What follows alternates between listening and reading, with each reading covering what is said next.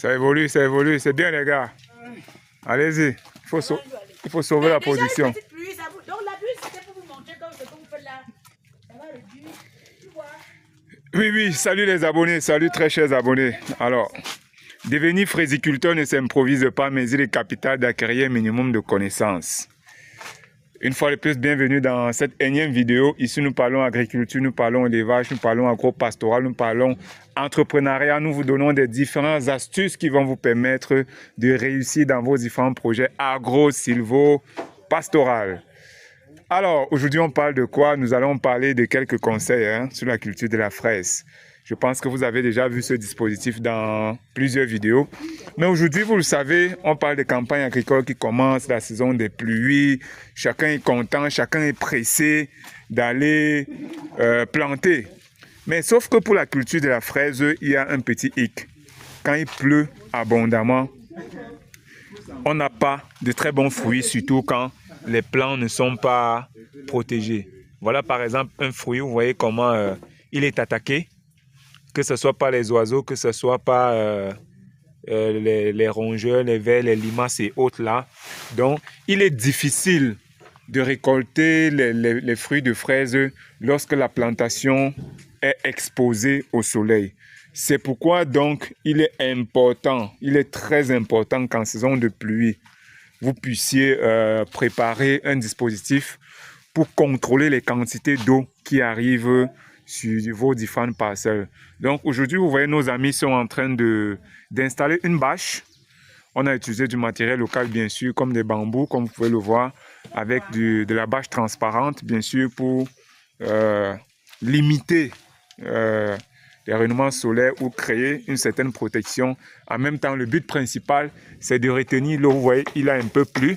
Voilà un peu de l'eau. Ils sont encore en train de travailler. Donc, on va finir de mettre des dispositifs de telle façon que quand il va pleuvoir, l'eau va ruisseler vers le bas et nos différents plants seront bien protégés contre la pluie et on pourra avoir les fruits comme on veut.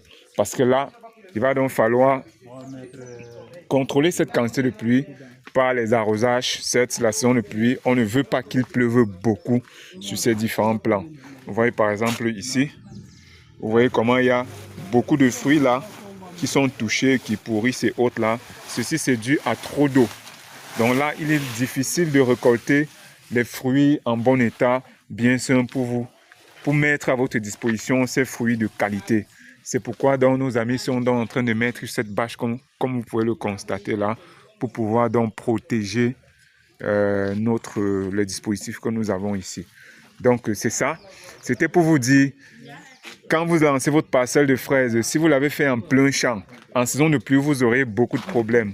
Vous aurez beaucoup de problèmes. Donc, pensez à vraiment contrôler votre parcelle en saison de pluie. Faites un dispositif comme celui-ci, ou mieux que ça. Si c'est possible de faire un peu comme une sorte de serre, ce sera vraiment l'idéal. Avec ça, vous allez vraiment bien protéger votre parcelle et vous êtes sûr qu'à toute saison, vous auriez de très bons fruits, de très beaux fruits et ce ne sera qu'un plaisir pour vos consommateurs de consommer cela. Vous voyez que partout, presque tous les fruits sont touchés.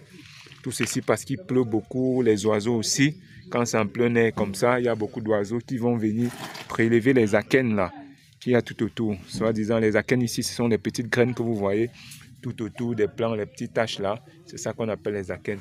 Donc c'était ça le petit conseil. Sinon, vous aurez beaucoup de problèmes en saison des pluies. C'est ça le conseil de la journée. N'hésitez pas de commenter, n'hésitez pas de partager, n'hésitez pas de liker. On va se dire à très bientôt. Pour ceux qui veulent une formation approfondie, nous vous rappelons que la formation est disponible sur la plateforme Sekuta. Ceux aussi qui sont peut-être au Cameroun, qui voudraient qu'on les envoie ça sous forme de DVD, n'hésitez pas de contacter via le numéro qui s'affiche. On va mettre le lien de la formation en ligne en commentaire. Si vous aussi vous avez besoin bien sûr des plans ou des stolons comme on les appelle pour lancer vos différentes unités de fraises, vos fraiserets, n'hésitez surtout pas de nous contacter. Vous voyez là, les braves soldats qui nourrissent la planète sont en train de s'atteler à préparer les commandes d'un de nos abonnés qui nous suit également pour qu'il aille lancer également sa fraiserie. Donc, comme pour vous, ceci c'est pour vous dire qu'il y a les plants en quantité. N'hésitez pas de nous contacter, vous seriez servi. On vous livre peu importe là où vous vous trouvez, bien sûr. Allez, à très bientôt. N'hésitez pas de commenter, liker et partager. Tu ris quoi, Madame Goupak?